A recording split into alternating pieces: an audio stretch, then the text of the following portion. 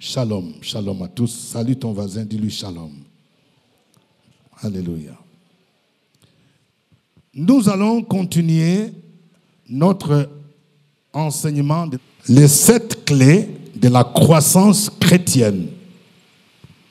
Les 7 clés de la croissance chrétienne.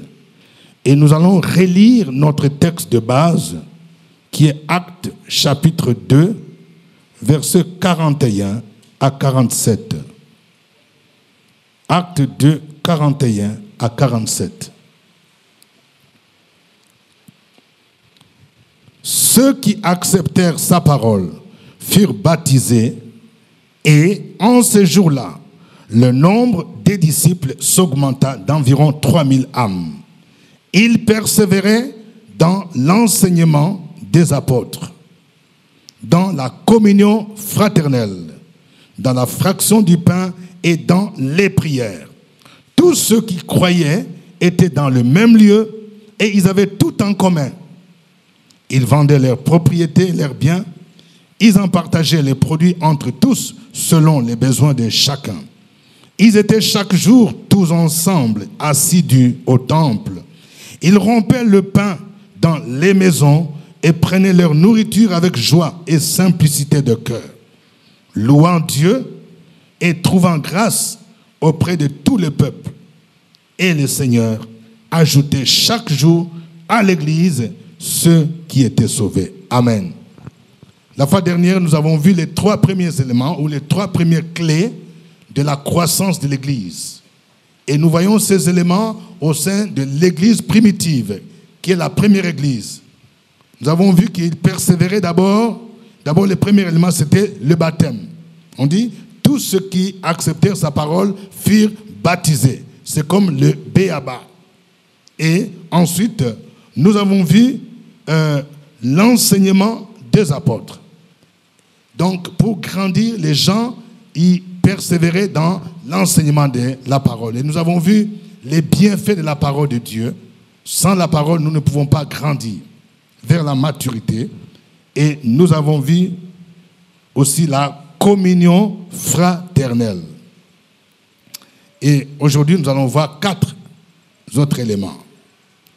Le premier élément, nous allons parler de la fraction de pain. Quelqu'un dise la fraction de pain. Vous voyez, il est dit, ils persévéraient dans l'enseignement des apôtres, dans la communion fraternelle, dans la fraction du pain. C'est quoi la fraction du pain? C'est un autre nom qu'on donne à la Sainte Seine. La Sainte Seine, que nos frères catholiques appellent l'Eucharistie, qu'ils considèrent comme étant un sacrement. Mais nous, dans la tradition évangélique, nous disons que c'est une ordonnance du Seigneur.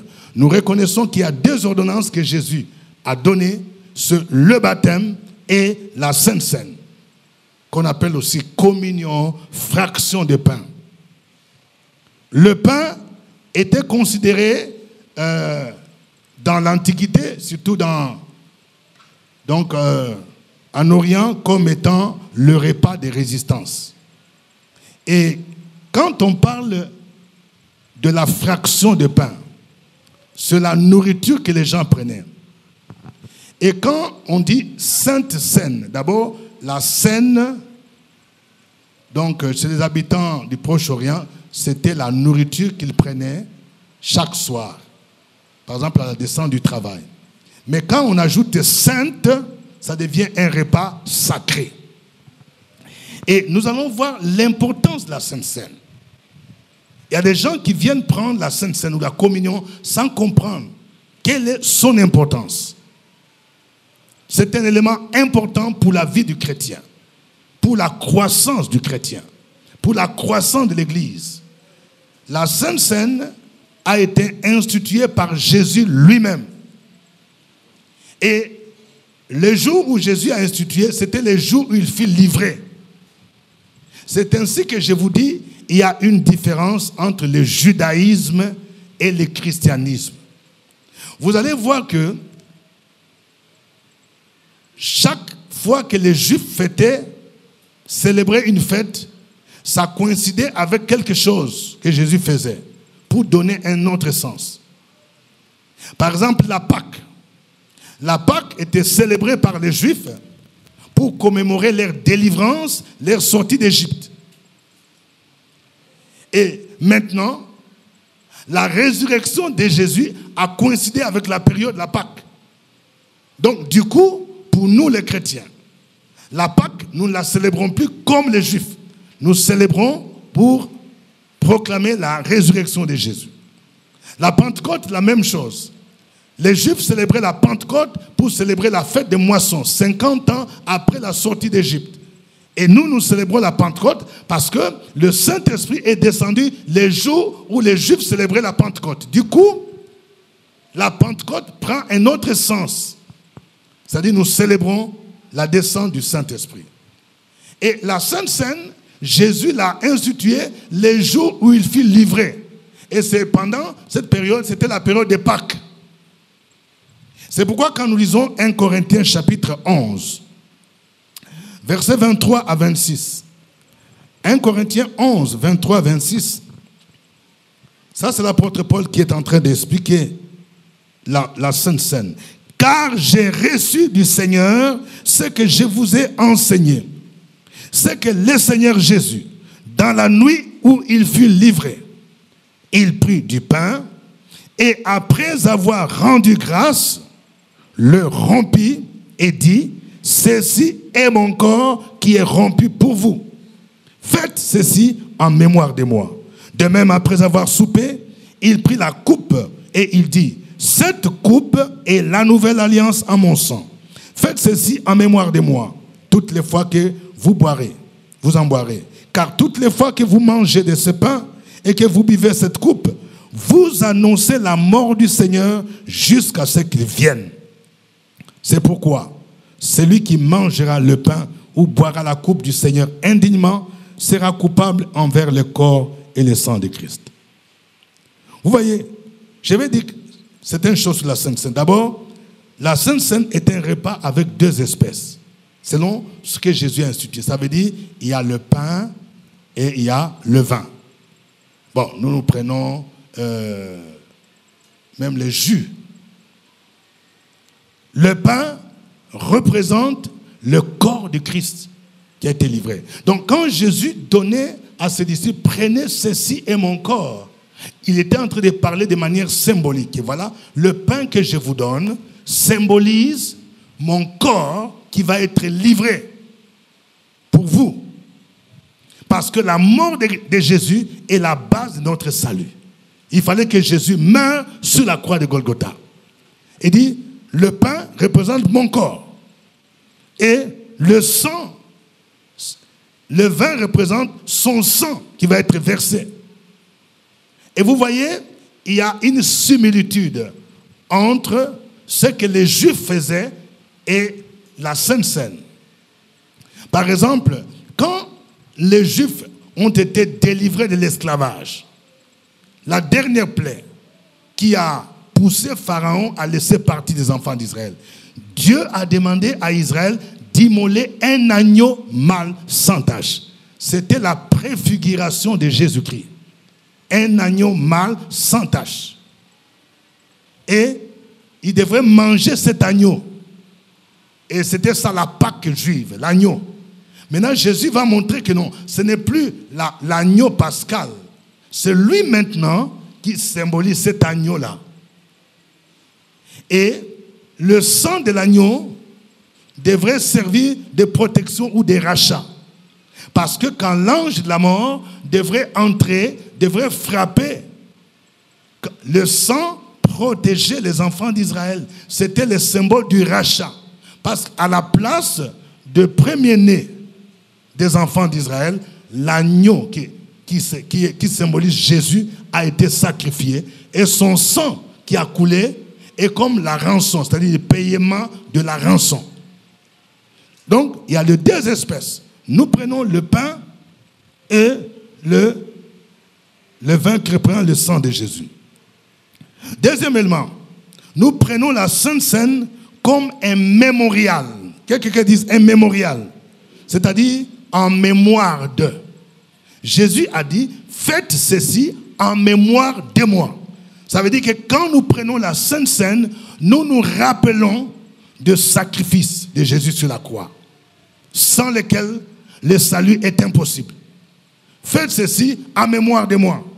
Vous voyez, il y a des gens qui font souvent certaines choses. Ils disent, j'ai fait ça en mémoire de mon papa, en mémoire de ma mère, en mémoire de mon petit frère. Mais ici, nous faisons le mémorial de quelqu'un, non seulement qui est mort, mais qui est ressuscité d'entre les morts.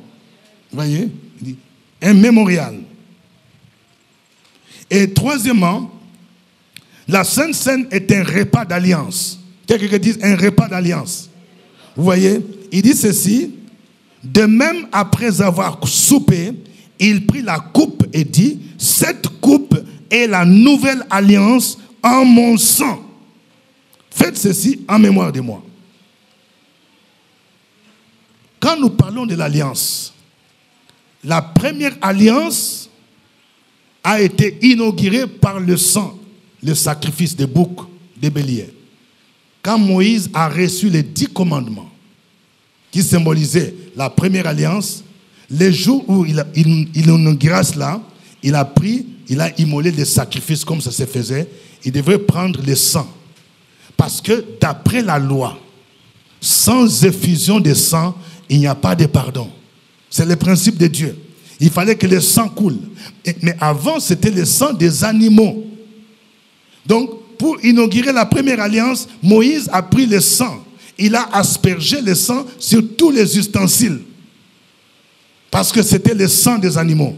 Maintenant, ici, quand nous célébrons la Sainte, nous prenons la Sainte Seine, le sang de Christ, nous nous rappelons que nous sommes dans une nouvelle alliance. Nous sommes un peuple de l'alliance. Un peuple qui a fait alliance avec Dieu. Et quand tu prends la Sainte Seine, ça renforce cette alliance. Quand j'ai donné cours aux gens du baptême, je leur ai dit, vous voyez, je prends un exemple. Quand vous êtes mariés là, le mariage c'est une alliance. Mais il y a un moment donné où cet amour commence un peu à diminuer. C'est pourquoi les mariés doivent parfois aller à Sini, aller au restaurant. C'est pour renforcer l'alliance. Quand tu prends la Sainte Seine, ça renforce ton alliance avec Jésus. Ça renforce ton amour avec Jésus. De sorte que quand cette alliance est renforcée, Jésus dit au petit démon là, que celui qui touche celui-ci, celui qui touche celui-là, il va me voir, il va me sentir, parce qu'il a fait alliance avec moi. C'est pourquoi nous ne devons pas faire alliance avec quelqu'un d'autre. Satan ne fait qu'imiter ce que Jésus fait. C'est pourquoi dans le monde des ténèbres, les gens font des alliances, des pactes d'alliance, alliance avec le sang. Vous les jeunes filles là, il faut faire attention. Si un garçon te demande de faire alliance avec le sang, tu es mort. C'est pas bon. Ce sont des pactes avec Satan. Nous avons fait alliance avec Jésus-Christ par le sang de l'agneau. Amen. Donc, il y a beaucoup de choses. Et la Sainte Seine nous permet d'entrer en communion avec Jésus. Quelqu'un qui dise la communion. Vous voyez, quand on parle de communion, il y a le mot commun. Communion. Nous ne devons pas nous amuser. Vous voyez le pain. Quand nous mangeons le repas là, un repas sacré. Quand le pasteur prie pour ce repas, ce n'est plus le pain ordinaire. Ça devient un repas sacré. L'Esprit de Dieu est là. Et quand tu manges ce repas, ça te fait entrer en communion avec l'Esprit de Jésus. Et c'est ce que nos parents des religions traditionnelles ne font qu'imiter. Quand on vous invite au village, on fait des sacrifices. On dit, je ne sais pas si c'est mouton, si c'est bœuf. Il y a des gens qui font des invocations. Ils dédient cette viande à une divinité, à des esprits, à des démons. Et quand tu manges cette nourriture-là, ça te met en contact avec les démons. C'est pourquoi il y a beaucoup de gens qui sont envoûtés à partir des viandes qu'ils ont mangées. Parce que ça te met en contact avec la divinité. C'est un principe. C'est pourquoi quand tu as une conviction qu'on t'a invité quelque part dans un repas et que le Dieu qu'on a invoqué là n'est pas le même que ton Dieu là, il ne faut pas manger. Dis à ton voisin, tu as entendu, non? Parce que ça te fait entrer en communion avec leurs esprits. Donc, la Sainte Seine. Alors, on dit, il persévérait dans la communion fraternelle. Et c'est pourquoi le chrétien, vous devez toujours être disposé à prendre la Sainte Seine. Et il faut se préparer, parce qu'on ne peut pas prendre la Sainte Seine de manière indigne. C'est-à-dire que si ta vie n'est pas en règle avec Dieu, tu ne peux pas prendre la Sainte Seine. C'est ça. Par exemple, quand tu vis en concubinage, tu ne peux pas t'amuser, prendre la Sainte Seine. Ça risque de t'attirer une malédiction sur ta vie.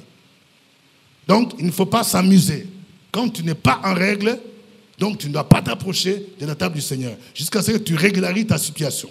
Amen. L'autre élément de la croissance, c'est la prière. Quelqu'un dit la prière. On dit, il persévérait dans les prières. Et j'aime bien, c'est les prières au pluriel.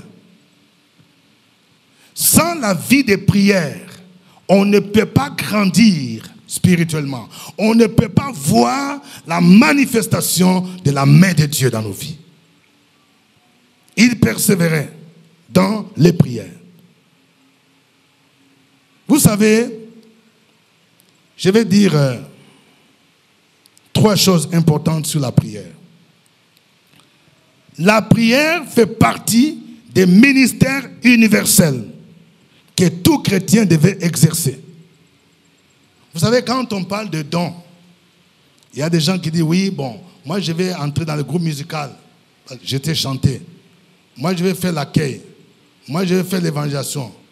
Mais la prière fait partie du ministère universel. Ça veut dire quoi? Ça veut dire que tout chrétien, que tu sois pasteur ou non, tu dois être un homme de prière, une femme de prière. Dis à ton voisin, tu as entendu, non? La première église là, ils étaient 3000. On dit, ils persévéraient dans la prière. Quand on parle de persévérance, ça veut dire quoi? Ça veut dire que tu fais de manière continuelle. Ce n'est pas de manière sporadique. Il y a des gens, même quand on a commencé la chambre haute ici, il y a des gens, quand on a commencé les premiers mois, je vous voyais là, je ne vous vois plus, vous allez où? Demande à ton voisin, tu vas où maintenant? La persévérance, c'est que j'ai commencé, je continue. J'ai toujours l'habitude de dire, il n'y a pas de retraités en prière. Il n'y a pas de retraite. Il n'y a pas CNPS en prière. Et les gens disent, oui, quand nous on était là, quand on a commencé avec Papa Ngoumbia, on priait. Hein? Oh. Maintenant, on a laissé pour vous. Quelqu'un dit, c'est pas sérieux. Il faut qu'il y ait la persévérance dans la prière. Donc, c'est le ministère universel. L'Église est née dans la prière parce que la Pentecôte a été précédée par la chambre haute. Nous avons vu que quand Jésus a demandé aux disciples d'attendre le Saint-Esprit, ils étaient dans un lieu qu'on appelle la chambre haute. C'est pourquoi moi, le Seigneur m'a donné la révélation d'avoir au niveau de la maison de gloire la chambre haute, un lieu de prière de manière permanente. Si vous n'avez pas encore compris cela, vous êtes distrait en train de manger à tchecker, foutu, en train de grossir en désordre, vous n'allez pas voir la main de Dieu. Il y a des gens là, vous aviez en janvier, vous aviez 70 kilos. Aujourd'hui en décembre, vous avez 78 kilos. Parce que vous ne faites que manger, manger, manger. Même les jeunes de 21 jours là, c'était compliqué pour vous. Vous devez vous adapter. La chambre haute, quelqu'un qui dit la chambre haute. Il persévérait. C'est-à-dire quand tu commences là, tu dois être là. Frères et sœurs, quand nous arrivons à un mois comme décembre, comme ça, c'est un mois qui est dangereux. Tu ne dois pas être distrait, distraite, aller n'importe où. Tu dois être debout dans la prière. L'église doit être debout dans la prière. C'est pourquoi ce matin, le Seigneur m'a dit, il faut réveiller la maison de gloire. Vous voyez, j'ai conduit un temps de prière. Le Saint-Esprit m'a dit, il y a beaucoup de gens qui sont endormis. Ils persévéraient dans la prière. Ça fait partie des ministères universels. 3000 personnes, on dit, ils persévéraient dans la prière. Deuxième chose, la prière doit être le mode de vie. Quand nous regardons la vie de Jésus, la Bible nous dit dans Marc 1, verset 35, chaque matin, pendant qu'il faisait encore sombre, Jésus allait dans un lieu désert pour prier. C'est-à-dire c'était une habitude. On ne dit pas que bon, quand c'était janvier, Jésus priait, et puis en février, il se reposait, et puis en mars, il revient. Non. On dit chaque matin. C'est pourquoi Dieu m'a donné à partir de ça la révélation de OSB. Pour permettre aux chrétiens chaque matin de commencer leur journée avec le Seigneur. Je ne sais pas, le matin, tu commences ta journée par quoi? Demande à ton voisin, tu commences la journée par quoi? Il y a des gens, à 7 heures, tu manges garba. On te trouve là en train de manger. Tu n'as même pas prié, tu n'as même pas eu 5 minutes. C'est honteux. Chaque matin, on dit, Jésus, pendant qu'il faisait encore sombre, c'est-à-dire c'est vers 4 heures, 5 heures, on dit, il allait dans un lieu désert. Lui, le Fils de Dieu, il nous montre l'exemple, le modèle d'une vie. Tu ne peux pas avoir une vie glorieuse sans prière. Tu ne peux pas avoir un ministère glorieux sans la vie de prière. Même l'évangélisation, elle doit être précédée par la prière. Si tu veux voir l'action, la mouvance du Saint-Esprit, il faut la prière. Troisième chose, sur la prière. J'aimerais dire que la prière fait partie des armes dont nous disposons pour combattre l'ennemi, pour briser la résistance spirituelle. Frères et sœurs, sans la persévérance dans la prière, il y a des combats que tu ne peux jamais vaincre. Parce qu'il y a souvent opposition. Quelqu'un dit opposition. Il y a des sujets de prière pour lesquels tu pries, par exemple pour ton mariage. Mais les démons de ta famille, là, ils t'ont réclamé, on t'a consacré à un esprit. On dit, cette fille ne doit pas se marier. Et ces démons te réclament. Si tu ne persévères pas dans la prière, si tu fais des prières de 5 minutes, de 10 minutes là, il y aura résistance. Il y a des démons qui résistent à ce que tu puisses avoir l'emploi. Tu as un diplôme, tu as le master 1, master 2, master 4, tout ça.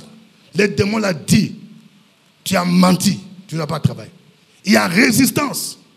Et pour briser la résistance, il faut une prière persévérante. Nous allons voir le cas de Daniel.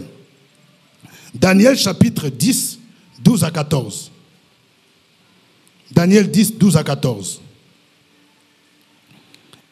Il me dit, Daniel, ne crains rien, car dès le premier jour où tu as eu à cœur de comprendre et de t'humilier devant ton Dieu, tes paroles ont été entendues. Et c'est à cause de tes paroles que je viens. Le chef du royaume de Perse m'a résisté 21 jours. Mais voici Michaël, l'un des principaux chefs, est venu à mon secours. Et je suis demeuré là auprès des rois de Perse. Je viens maintenant pour te faire connaître ce qui doit arriver à ton peuple dans la suite des temps. Car la vision concerne encore ce temps-là. Cette parole nous permet de comprendre qu'il y a souvent résistance. Quelqu'un dit résistance. Il y a résistance dans le monde spirituel. Il y a des bénédictions où l'ennemi résiste. Je vais vous dire une chose. La résistance dépend de deux choses. Premièrement, des genres de bénédictions que tu demandes. Il y a des bénédictions où l'ennemi dit si cette fille-là arrive à avoir cette bénédiction, moi je suis foutu. Donc il faut empêcher ça. Si ces garçons-là trouvent ces postes, ils travaillent à la banque, ils travaillent à l'ONU, ils travaillent dans une ambassade, non, on est foutu. Donc il faut résister pour empêcher ça. Deuxièmement, la résistance dépend du degré de l'esprit qui t'attaque. Pour le cas de Daniel, de quoi s'agit-il? Daniel avait la révélation selon laquelle, après 70 ans, Israël qui était en captivité devait retourner, quitter Babylone. Et ça, le diable a dit, mais attends, si Israël retourne à Jérusalem, ça veut dire quoi? Le temple sera rebâti, le culte à l'Éternel, l'adoration sera faite, avec les prières de ce peuple-là. Donc mon royaume sera déstabilisé. Donc il faut empêcher cela. Et la Bible nous dit ici quoi? Quand Daniel a commencé à prier, il a prié pendant 21 jours. Vous voyez, tout ce que nous faisons est inspiré. C'est pourquoi nous avons instauré le jeûne de 21 jours. C'est le jeûne de Daniel. Quand Daniel a compris qu'il fallait maintenant qu'Israël retourne sur son pays natal, il a commencé à prier. Et quand il a commencé à prier, il a senti qu'il y avait une résistance. C'est-à-dire, Dieu a envoyé l'ange Gabriel pour venir lui donner la réponse. Et pendant que lui priait, pendant 21 jours, il y avait un esprit qu'on appelle les chefs des Perses ou les princes des Perses. C'est un démon, c'est ce qu'on appelle les démons territoriaux. Il y a des démons qui ont les rangs des chefs de l'État. Ce n'est pas des chefs de quartier. Hein. Donc vous voyez. Donc il y a des démons qui ont les petits rangs là, qui te combattent. Là. Mais quand ton problème là, on dit maintenant, ou bien soit c'est le ministre de la Défense que Satan envoie. Il dit il y aura résistance. On dit, alors Gabriel dit quoi? Il dit pendant que Daniel priait là, il dit dès le premier jour, l'ange lui dit quoi? Daniel, depuis le premier jour que tu as commencé à prier, ta prière a été entendue. Hein? Mais pour que moi je vienne avec la réponse là, j'ai trouvé une résistance. Le prince de Perse, c'est un esprit, m'a résisté pendant 21 jours. Ça veut dire quoi? C'est-à-dire la durée de la résistance équivalait au temps de prière que Daniel était en train de faire dans le jeûne. Si Daniel allait arrêter sa prière le 14e jour, cette résistance ne serait pas brisée. S'il arrêtait le 3e jour, il y a des gens, quand tu as commencé même le jeûne, au 3e jour, tu es fatigué. Je suis fatigué. Pasteur Ngumbi, il va nous tuer. Il faut me donner poulet là. Hein? Tu n'as qu'à manger poulet là. Tu ne sais pas ce qui t'attend. Il y a des choses, il ne faut pas s'amuser. Dis à ton voisin, il faut t'amuser. C'est ta destinée qui est là. Tu cherches une bénédiction et tu es là dans la distraction. Il y a un programme à l'église. Oui, il y a mon ami qui m'invite. On va aller à Divo pour fêter. On va aller, je ne sais pas, à la rue Princesse pour manger avec nos amis. Pendant que Dieu te demande d'être dans la prière. 21 jours. C'est-à-dire, il fallait persévérer. Quelqu'un dit persévérer. Vous savez, dans le monde médical, on parle de la résistance microbienne. C'est dangereux. À un moment donné, les palus là. Moi, les gens m'ont dit qu'il y a des palus qui sont résistants. Généralement, la cure du palu, on la traite sur 3 jours. Mais quand il y a résistance là, selon ce qu'on m'a appris, on m'a dit soit on doit changer la molécule, soit on doit renforcer la dose, soit on doit augmenter le nombre de jours. Moi, une fois, j'ai souffert du palu, on m'a dit que non, 3 jours, ça ne tient plus. Il faut aller jusqu'à 5 jours. Ça veut dire quoi? Même dans le monde médical, quand on voit qu'il y a résistance là, c'est-à-dire qu'il faut passer à la vitesse supérieure. D'ailleurs, c'est ce que les gens font. Vous voyez, tu as pris palu, donc tu as souffert du palu, tu as pris 3e jour, tu vois, toujours tu as les symptômes. Maux de tête, température qui est élevée. Il faut passer à une autre vitesse supérieure. Dis à ton voisin, il faut passer à la vitesse supérieure. Ça veut dire quoi? Quand il y a résistance dans le monde des ténèbres, pour bloquer ta bénédiction, il faut passer à une autre vitesse de la prière. Une prière persévérante. Il faut passer au jeûne. Il faut être régulier à la chambre haute, telle que nous avons instituée. Il ne faut pas s'amuser. Frères et sœurs, j'aimerais dire, vous allez voir, vous qui persévérez à la chambre, ne soyez pas jaloux. Vous allez voir 2025, de grandes choses vont se faire. Je libère la grâce de Dieu pour tous ceux qui viennent à la chambre haute, pour tous ceux qui persévèrent. Que le Seigneur vous entende, que le déblocage se fasse dans le nom de Jésus-Christ. Il persévérait. Frères et sœurs, il faut persévérer. Dis à ton frère, il faut persévérer. N'abandonnons pas la prière. Il y a quelque chose de spécial qui se fait quand nous prions. Il y a des choses qui se débloquent. Troisième élément. L'assiduité au temple. Vous voyez les choses qui caractérisaient l'église primitive. On dit, le verset 46 dit, chaque jour ils étaient assidus au temple. Quelqu'un dit assidus au temple. Ça veut dire quoi? Ça veut dire tous les jours, de manière régulière. Le temple était un lieu où les chrétiens se retrouvaient. Ce n'étaient pas les gens qui venaient comme ici. Il y a des chrétiens qui viennent une fois par mois le dimanche. Mais écoutez, il y a une logique. Hein? Quand dans une communauté, là, vous venez une fois par trimestre ou bien par semestre, et puis tu vas dire que je suis membre. Hein? Maintenant, quand tu auras funérailles, là, tu vas dire, pasteur, j'ai perdu mon petit frère. Bon, même quand on va donner annonce là, les gens ne savent pas de qui on parle. C'est ça, non? Je vais mettre un frère, tant, il a perdu son frère. Les gens commencent, c'est qui là? Non, il est souvent au coin à gauche là. Quand tu es régulier, les gens ne vont pas chercher ton visage. Quand c'est comme ça, ce n'est pas sérieux. Donc quand tu es régulier dans une communauté, tu vas jouir. Les jours où on dit que c'est ton mariage là, tout le monde, parce qu'on te voit. Ça, ce sont des choses que vous devez savoir. Parce qu'il y a des gens qui disent, non, il y a injustice. Voilà, pour l'autre frère là, pour l'autre sœur là, il y avait beaucoup de gens, mais on ne te voit pas. Qu'est-ce que tu apportes à l'église? D'ailleurs, tu es irrégulière. Quand on dit qu'il faut apporter des offrandes là, tu apportes peut-être, si l'ange, vous savez, si on faisait comptabilité des offrandes là, et non, au ciel on calcule, hein. Il y a les gens, non, je veux bénédiction, je veux vraiment que le Seigneur me donne 500 000. Bon, le Seigneur peut faire sortir, l'ordinateur du ciel peut faire sortir l'état de chaque membre là. Il y a des gens qu'on va te faire sortir ton état là. Voilà tes offrandes de janvier jusqu'en décembre. Tu as donné combien? 23 000 francs. Et le Seigneur va dire, et tu veux que je te donne combien? Tu penses que moi je ne calculais pas? Et tu viens là. Tes dîmes là, il y a des gens qui sautent. Dîmes en janvier, et puis l'autre dîme c'est en avril, et puis l'autre dîme c'est en octobre. Tu penses que le Seigneur ne voit pas ça? Dieu tient compte de tout ça pour bénir. Tu n'es pas régulier au temple, mais tu vas où? Tu es régulier dans d'autres endroits.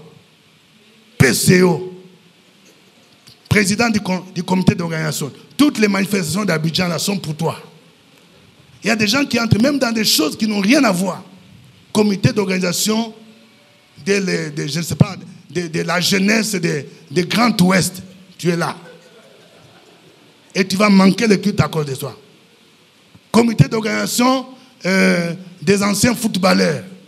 Alors c'est toi, tu es là, PCO. Oui, on va me donner une prime, hein, papa. On va me donner une prime là. C'est au moins 150 000. Même quand on te donne ta prime là, on ne voit rien ici. Il faut que je vous dise des vérités, non? Alléluia. Il faut être assidu au temple. Quelqu'un dit le temple. Je vais vous dire pourquoi le temple est important pour les peuples de Dieu. 2 Chroniques 7, 12 à 16. 2 Chroniques 7, 12 à 16. L'Éternel apparaît à Salomon pendant la nuit et lui dit, j'exauce ta prière et j'ai choisi ces lieux comme la maison où on devra m'offrir des sacrifices.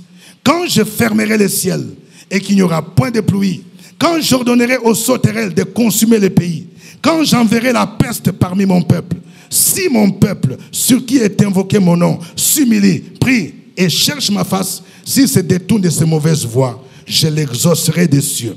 Je lui pardonnerai son péché, je guérirai son pays. Mes yeux seront attentifs. Mes yeux seront ouverts désormais et mes oreilles seront attentives à la prière faite en ces lieux. Maintenant, j'ai choisi et je sanctifie cette maison pour que mon nom y réside à jamais. Et j'aurai toujours là mes yeux et mon cœur. Les temples, premièrement, c'est les lieux choisis par Dieu pour lui offrir des sacrifices. Dieu a dit à Israël, il y a un lieu que j'ai choisi. Quand tu veux m'offrir des sacrifices, il faut venir le faire à ce lieu-là. C'est-à-dire, c'est un lieu solennel. Ce n'est pas pour rien que Dieu a demandé à Israël de bâtir un temple. C'est comme le lieu de son trône. Dieu dit à Salomon, ce lieu-là, c'est un lieu où j'ai choisi pour que tu puisses m'offrir des sacrifices. C'est le temple. Et c'est pourquoi, si un chrétien, tu comprenais cela, même si tu étais empêché de venir au culte, tu as le devoir par rapport au temple. Le sacrifice pour nous aujourd'hui, c'est quoi? Premièrement, c'est notre corps. Romains 12, verset 1 dit, je vous exhorte, frères, à offrir vos corps comme un sacrifice. C'est pourquoi quand nous venons ici, nous nous offrons nous-mêmes. C'est-à-dire, tu t'offres toi-même. Tu te consacres à Dieu. C'est un sacrifice. Dieu a besoin de ta présence pour te consacrer. C'est-à-dire, ta présence au temple, c'est un sacrifice à Dieu. Mais quand tu n'y viens pas, c'est un sacrifice de moins. Deuxième sacrifice, c'est le sacrifice de la louange. Hébreux 13, verset 15, dit, offrons à lui sans cesse des sacrifices de louange. Notre louange et notre adoration, ce sont des sacrifices. Vous vous rendez compte? Le roi des rois est ici, il est présent chaque dimanche. Il a besoin que tu viennes lui offrir ta louange, ton adoration, parce qu'il aime ça. Et toi, tu restes à la maison. Non, ça ne va pas. Je transpose ça dans le monde séculier. Regardez par exemple, il y a des journées où le chef de l'État, par exemple, ou bien même dans le cadre de son parti, on dit on va faire hommage au président de la République. Toutes les institutions doivent être là. On dit les ministres, gouvernement, Sénat, députés, les maires, les gouverneurs. Maintenant, toi, tu es gouverneur et puis tu es absent. Je dis que non, je suis en train de fêter l'anniversaire de ma femme. Mais on te connaît, tu es un rebelle. Un jour, on doit venir rendre hommage au chef de l'État. Et puis toi, tu es absent. Chaque culte, c'est un jour où on vient rendre hommage au roi des rois. Quand tu t'absentes, tu es considéré comme un rebelle. Frères et sœurs, Dieu me met à cœur de vous donner pour que vous puissiez réaliser certaines choses. Parfois, parce que nous donnons du respect. Et posez des questions, vous allez voir. Les grandes personnalités, quand quelqu'un tu es absent là, tu es fiché. Donc il y a des gens qui sont fichés, au fichier de Jésus là. On t'a fiché. Comme dans des ambassades, il y a des gens suspects. Quand on t'a fiché dans une ambassade là, par exemple les ambassades de Schengen là, France, tout ça, tous ces pays là, ils vont donner ton nom partout. Quand tu vas demander, je vais aller en Italie, ils ouvrent comme ça, et il est fiché. C'est-à-dire que tu es quelqu'un, tu es dangereux. On ne va pas te donner le visa. Il y a des gens qui sont fichés comme ça. Jésus t'attend le jour que tu veux demander visa, c'est-à-dire le jour que tu veux demander bénédiction. Seigneur, je veux bénédiction, je veux la promotion. On ouvre un peu, mais tu es fiché. Dis à ton voisin, ça peut te concerner. Non, le Seigneur m'a mis à cœur des petites choses pour que vous puissiez comprendre comment les blocages se font. Et puis tu es étonné, je ne comprends pas, j'ai pris, ça ne va pas, j'ai fait quoi Dieu? Mais tu dois revoir ta manière de faire. Un jour où on doit venir rendre hommage à Dieu, et puis toi tu t'en vas ailleurs. Ou bien tu restes à la maison. Un jour je demandais à quelqu'un, pourquoi ne pas venir? Non papa, c'est le courage qui me manque quoi. Vraiment, je me suis réveillé comme ça, puis bon, je ne sais pas, je me suis habillé, hein, habillé même. Et puis vraiment, quelque chose me dit, il faut t'asseoir. Et puis j'étais assis là. Et puis j'ai ouvert mon portable, j'ai commencé à regarder Facebook, tout ça, tout ça. Et puis je voyais 11 heures passer. Quelqu'un dit, ce n'est pas sérieux.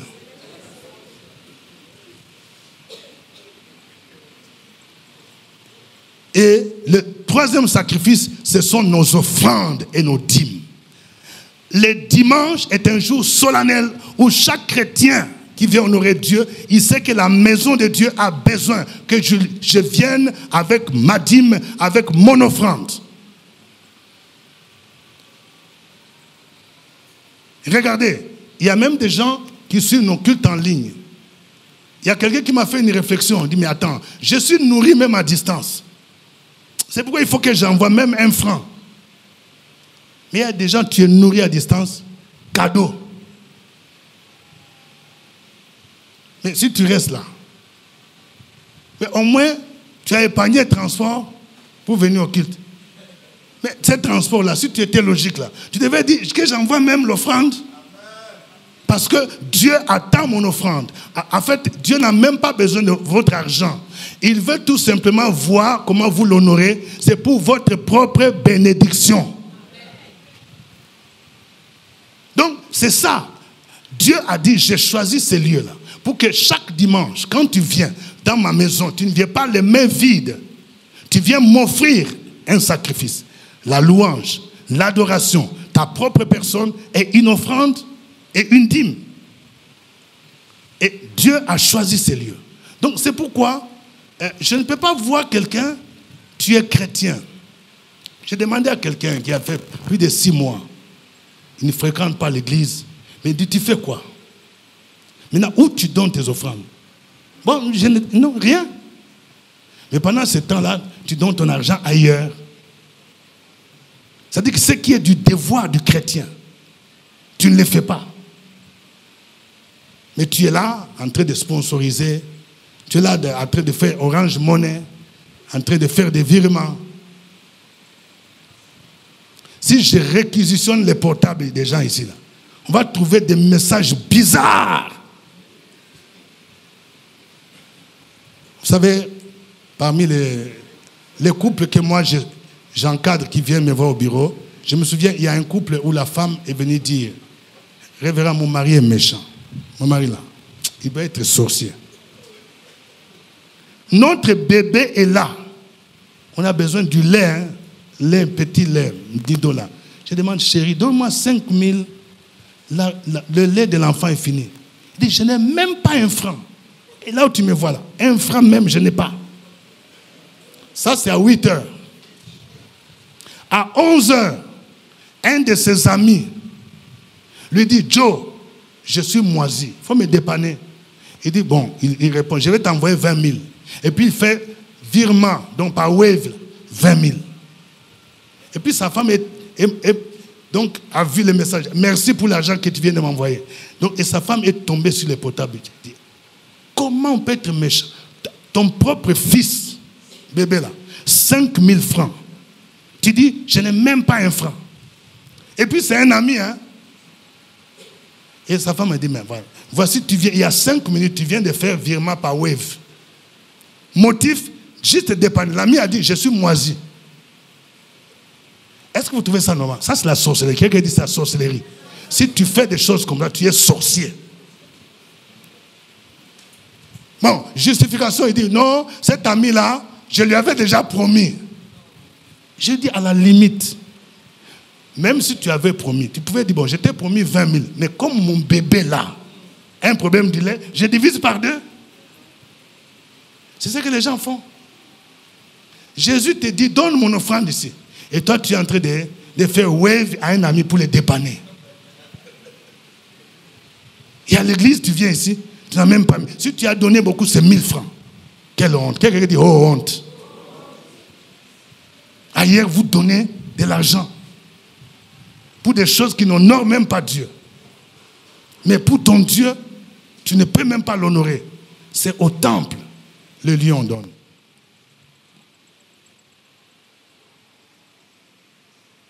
Le temple, c'est les lieux où Dieu est disposé à écouter nos prières en tant que son peuple. Vous voyez, Dieu dit à Salomon, mon oreille est attentive à la prière faite en ces lieux. C'est-à-dire, c'est vrai, nous prions chez nous à la maison, hein, mais les prières que nous faisons dans les temples ici sont différentes. Parce que nous faisons la prière en tant que peuple de Dieu unis ensemble. C'est différent. C'est pourquoi Dieu a dit à Salomon que mon oreille est attentive à la prière faite en ces lieux. C'est-à-dire quand vous venez faire la prière dans la maison de Dieu, Dieu est attentif. Et celui qui comprend ça, il ne peut pas s'amuser rater. Il y a des bénédictions que Dieu ne donne que quand vous êtes dans sa maison. C'est pourquoi dans l'église primitive, les gens étaient assidus au temple. On dit même chaque jour, ils étaient là. Assidus au temple. Et le temple, c'est le lieu à partir duquel Dieu répand sa bénédiction. Il y a des bénédictions spéciales que Dieu répand quand tu es dans le temple. C'est pourquoi David dit dans le psaume 23, verset 6, « Oui, le bonheur et la grâce m'accompagneront tous les jours de ma vie. Et j'habiterai où? Dans la maison de l'Éternel. » Habiter, ça veut dire une permanence. Tu aimes la maison de Dieu. Il y a des gens qui aiment que le bonheur et la grâce les accompagnent. Mais quand on te dit, viens dans la maison de Dieu, non, je m'excuse, je n'ai pas du temps. David dit, et j'habiterai. C'est une conséquence logique. Si le bonheur et la grâce, tu veux que ça te accompagne, tous les jours, tu dois habiter dans la maison. Dans la maison de l'Éternel. Tous les jours de ma vie. Amen. Le psaume 92, verset 13 à 16 dit, les justes croissent comme les palmiers. Ils s'élèvent comme le cèdre du Liban. Plantés dans la maison de l'Éternel, ils prospèrent dans les parvis de notre Dieu. Ils portent encore des fruits dans la vieillesse. Ils sont pleins de sève et verdoyants pour faire connaître que l'Éternel est juste. Il est mon rocher, il n'y a point en lui d'iniquité. Vous entendez? Les justes croissent comme les palmiers. Les palmiers est une plante bénie. Les palmiers grandissent lentement, mais sûrement. Si vous voulez planter les palmiers là, ça ne pousse pas la première année. Il y a beaucoup de gens qui disent, comme on dit en Côte d'Ivoire, même temps est mieux. Avec Dieu, ce n'est pas comme ça. Les justes croissent comme les palmiers. C'est-à-dire, c'est lentement, mais sûrement. Mais on dit, ils portent des fruits jusqu'à la vieillesse. Il y a la durabilité. Et on dit, ils sont plantés dans la maison de l'Éternel. J'aime bien ce vers-là. Planté, c'est-à-dire quoi? C'est-à-dire que tu es là dans l'église. Personne ne peut te bouger. Ça montre que tu es permanent. Tu es assidu. Tu es régulier. On dit, planté dans la maison de l'Éternel, il porte des fruits. Il prospère dans les parvis de Dieu. Notre prospérité ne vient pas du monde. Notre prospérité ne vient pas de ce que les gens du monde font. Mais notre prospérité vient de la maison de Dieu. On dit, il prospère dans la maison de Dieu. Les temples, la maison de Dieu, c'est les lieux idoines où les chrétiens tirent la bénédiction. Où Dieu répand la bénédiction. Tu prospères spirituellement d'abord. Tu vas prospérer matériellement. Tu vas prospérer financièrement. La Bible nous dit, c'est la bénédiction de l'Éternel qui enrichit. Il n'a fait suivre d'aucun chagrin. Bien-aimés dans le Seigneur. Le temps qui est imparti. Je ne vais pas aborder le troisième point. On va s'arrêter ici. Nous venons de voir donc les trois clés. C'est quoi là? Premièrement, nous avons vu quoi? Il faut faire quoi? La fraction des pains, la Sainte Seine. Deuxièmement, on a vu quoi? Les prières. On a vu l'importance des prières et notamment la résistance qu'il y a souvent dans le spirituel. Et troisièmement, nous avons vu quoi? L'assiduité au Que Dieu vous bénisse. On va se lever pour la prière. Vous allez vous lever dans la prière. Que chacun prie le Seigneur pour dire, Seigneur, aide-moi. Je sais qu'il y a beaucoup de gens qui doivent d'abord demander pardon au Seigneur parce que vous avez manqué à ces choses. L'année qui va commencer, Dieu veut faire de grandes choses. Il veut que nous changions certaines habitudes pour voir la bénédiction divine. Merci Seigneur. Alléluia. Alléluia. Merci Seigneur. Élève ta voix. Tu vas dire merci à Dieu, merci à Dieu, merci à Dieu. Il est le Dieu vivant qui ne change pas.